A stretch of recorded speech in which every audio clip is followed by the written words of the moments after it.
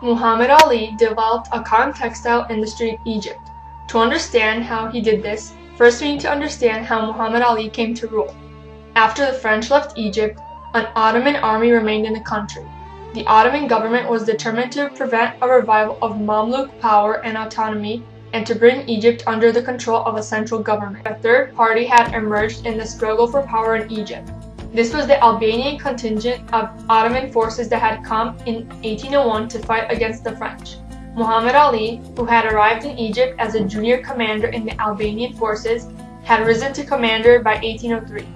In June 1805, Sultan Selim III recognized Muhammad Ali as the Ottoman viceroy in Egypt, just in time to save the country from slipping into anarchy. The urban notables and the ulama believed that Muhammad Ali was the only leader capable of bringing order and security to the country. In 1807, with some assistance from the French, Muhammad Ali drove the British out of Egypt. He began a dynasty that was to last until 1952. Ali had been called the father of modern Egypt because he was the one to industrialize the country. He focused on modernizing Egypt by agriculture. He expanded cultivation area and planted crops specifically for export, such as long staple cotton, rice, indigo, and sugarcane. The surplus income from agricultural production was used for public works such as irrigation, canals, dams, barrages, and to finance industrial development. Ali, along with the government of Egypt, set up modern factories for weaving cotton, jute, silk, and wool. Workers were drafted into factories to weave on government looms. The textile industry was protected by trade limitations imposed by the government to prohibit the import of cheap British textiles that had flooded the Egyptian market. In 1822, Muhammad Ali introduced the commercial production of cotton in Egypt. Cotton growing increased because of this.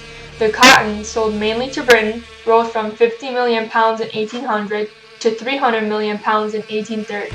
Egypt already had a native cotton known as baladi prior to 1822, but what was desperately needed by the cotton mills of Europe was a superior quality of cotton which could stand ginning and milling and emerge strong and fine enough to be woven into high-quality cloth. Between 1818 and 1819, a Frenchman named Jamal tried to persuade Muhammad Ali that an Ethiopian cotton called maho would be the perfect cotton for export.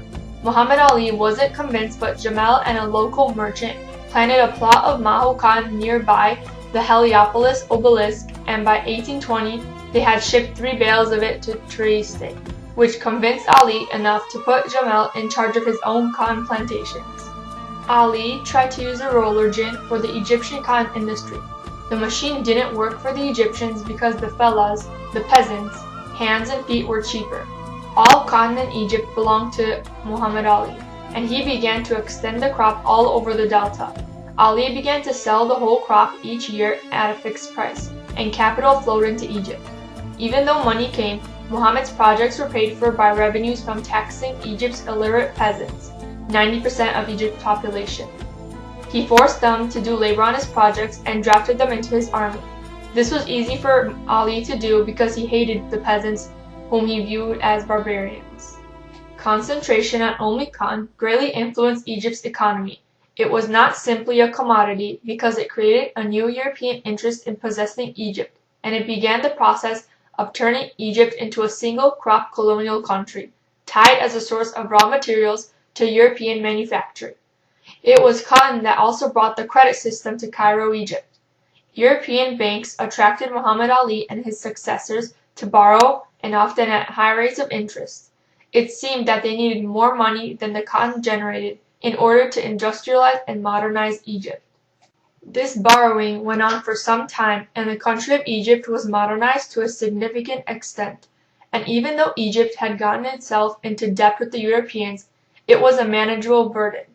When the American Civil War erupted in 1861, the supply of American cotton was ended for a period of time. This created an escalation in price for Egyptian cotton. Exports of cotton rose from about $16 million in 1862 to $56 million in 1864. Muhammad Ali modernized and industrialized Egypt in many ways, but he is most remembered by creating the cotton textile industry that 19th century Egypt was so well known for.